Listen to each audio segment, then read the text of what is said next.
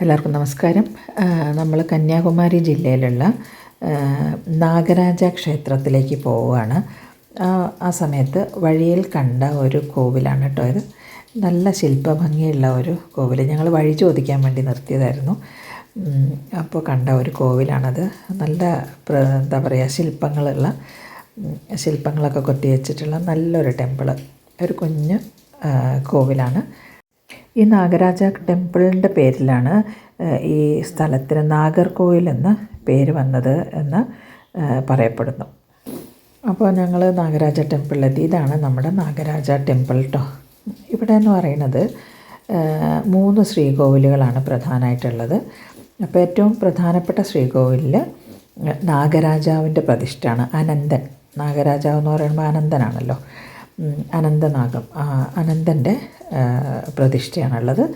അത് താച്ച്ഡാണ്, അതിൻ്റെ റൂഫൊക്കെ താച്ച്ഡാണ്, ഓല കൊണ്ട് മേഞ്ഞതാണ്.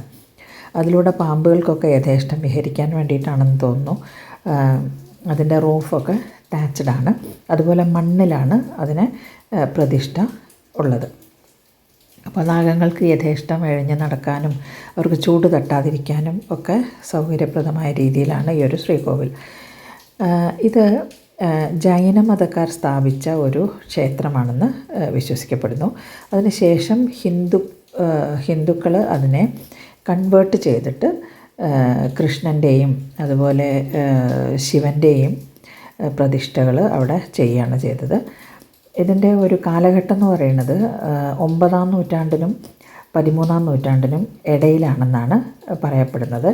കാരണം ഇവിടുത്തെ ശില്പങ്ങളുടെയും ഒക്കെ രീതി അനുസരിച്ച് ആ ഒരു വാസ്തുശില്പ രീതി നിലനിന്നിരുന്നത് ഈ ഒരു കാലഘട്ടത്തിലാണ്.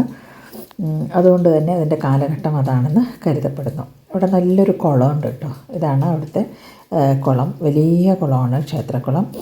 അതിൻ്റെ ചുറ്റും പാമ്പുകളുടെ തല ഇങ്ങനെ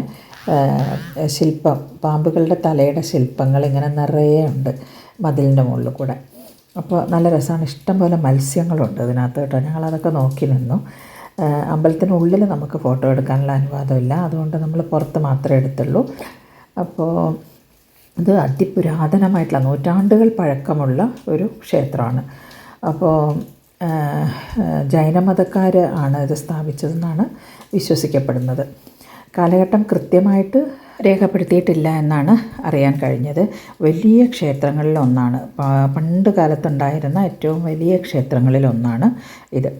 അപ്പോൾ ആദ്യം ഉണ്ടായിരുന്ന ശ്രീകോവിലുകൾക്ക് പുറമെ പിന്നീട് ഹിന്ദുക്കൾ വന്നതിന് ശേഷം, ഹിന്ദുക്കൾ ഏറ്റെടുത്തതിന് ശേഷം കൂടുതൽ ശ്രീകോവിലുകൾ ഉണ്ടാക്കുകയാണ് ചെയ്തത് എന്നാണ് പറയപ്പെടുന്നത്.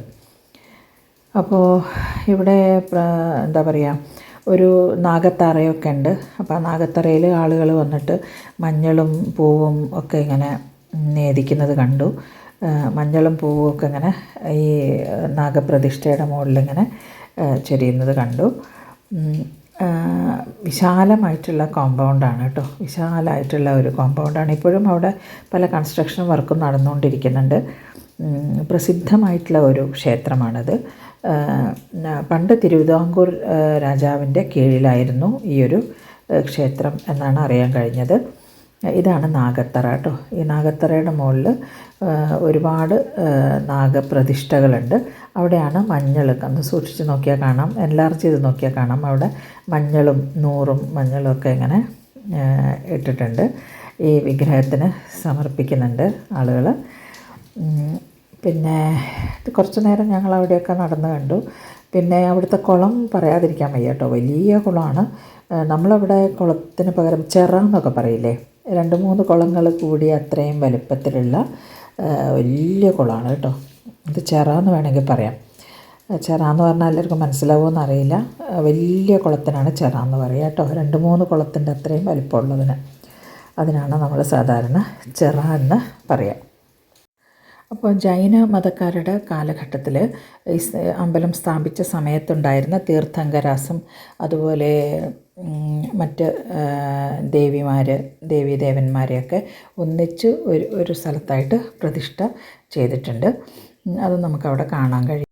ജൈനമതത്തിലെ സ്പിരിച്വൽ ലീഡേഴ്സാണ് തീർത്ഥങ്കരന്മാർ കേട്ടോ. അപ്പോൾ കന്യാകുമാരി പോവുകയാണെങ്കിൽ ഈ ഒരു ക്ഷേത്രം സന്ദർശിക്കാൻ മറക്കണ്ട. ഒരു പ്രത്യേക രീതിയിലുള്ള ക്ഷേത്രമാണ് കേട്ടോ.